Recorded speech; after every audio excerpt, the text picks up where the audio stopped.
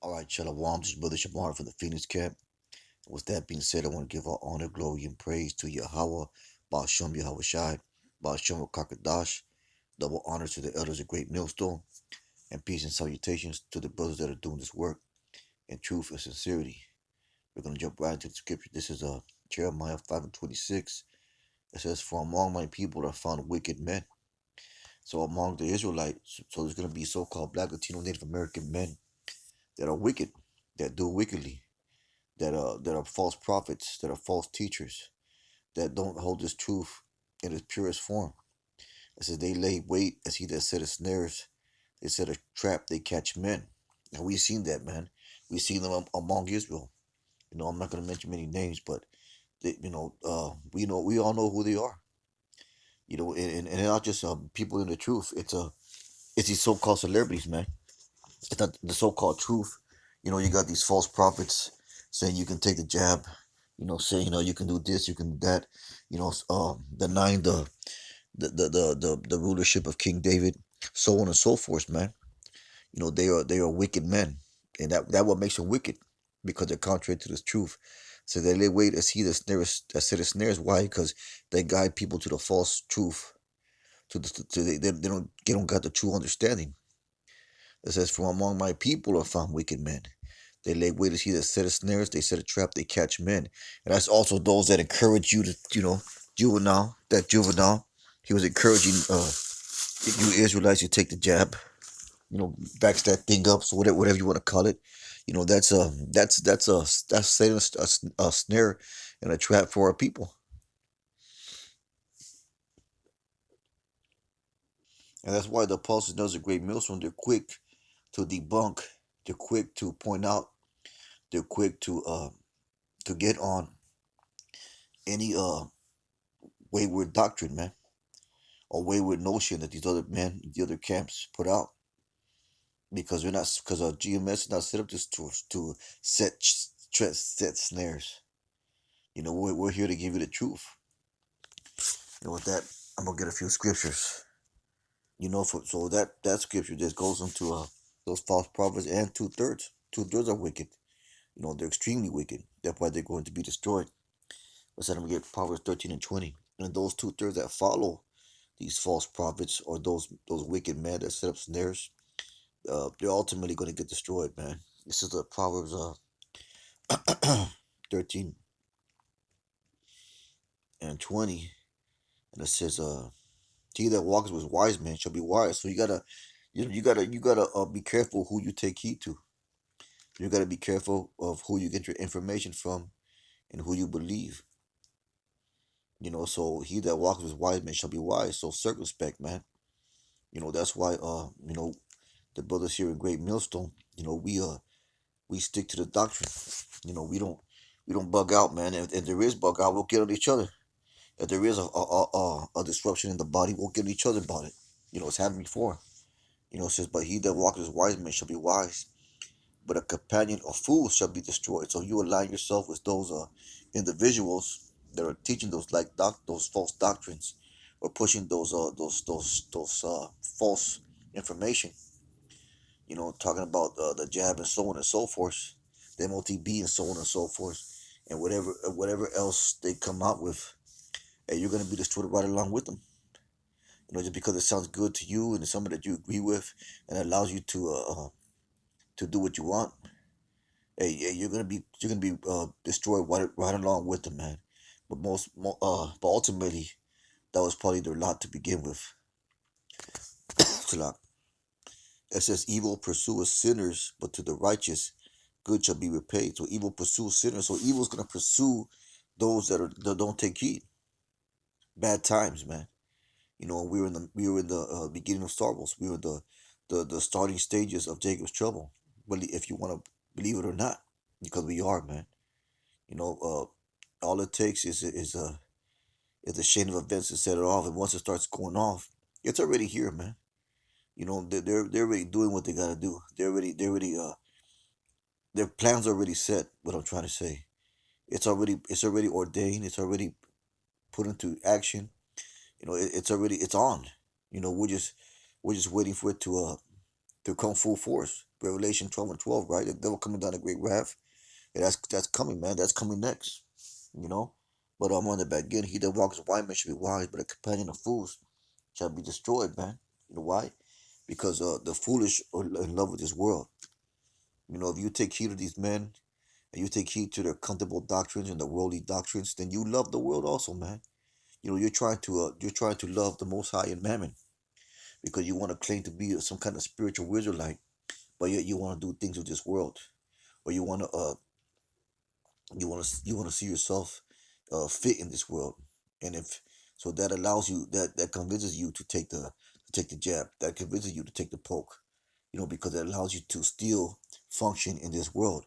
As we all know, this system is set up so that persecution will come to those men that hold the truth and righteousness, man. With that being said, I'm gonna get a few more scriptures. This is 1 John 2 and 15. And these are the times we're living in, man. The time of decision, the time where you gotta where you gotta take a hard, honest look about on and what's in yourself and what you plan to do when these difficult situations arise. So let's get 1 John 2 and 15. And we keep on saying this because this is what it is at the moment. This is 1 John 2:15 says, love not the world. You know, so you love the world, you're gonna go along with the world's program. You know, and we all know what that consists of. We repeat it over and over again. You're gonna go along with its mandates.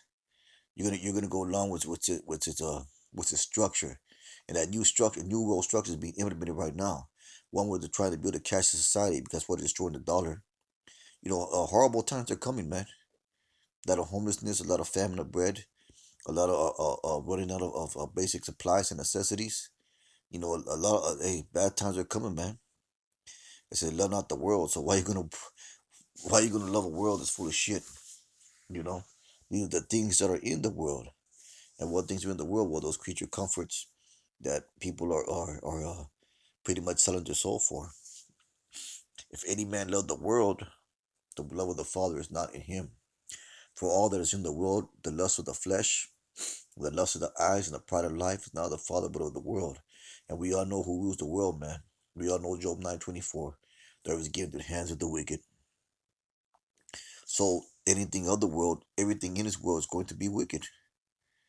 Verse 17, that the world pass away, the lust thereof, but he that doeth the will of Yahweh abides forever, man. So hey, that's what it is, man. So which side do you want to be on?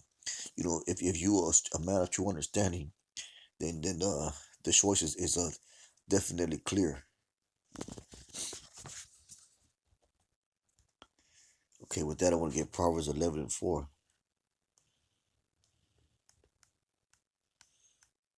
This is Proverbs 11 and 4, and it says riches profit not in the day of wrath, because there is a day of wrath coming.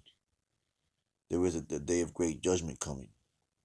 And those riches, those gains, those ill-gotten gains, and it goes to Esau and to the rest of our people, the wicked of our people who have sold their soul for those ill-gotten gains, man. It's not going to profit you in that day of judgment, man. So riches profit not the day of wrath, but righteousness delivers from death. So the only thing that can deliver you from death is righteousness, and that's righteousness is what you know, following this truth to the best of your ability. To the righteous and the perfect, the elect shall direct his way, but the wicked shall fall by his own wickedness, man. So, hey, that's what it is. Hey, that's what's coming. Those that sold their soul, you know, those that laid up their treasures upon earth, hey, they're gonna get theirs, man. They're gonna get theirs. It's on down to verse 28. It says, he that trusteth in his riches shall fall, but the righteous shall flourish as a branch. And that righteous, talking first and foremost, talking about the elect, because they're counted righteous in the eyes of Yahweh Shem Yahushai, and the 1/3.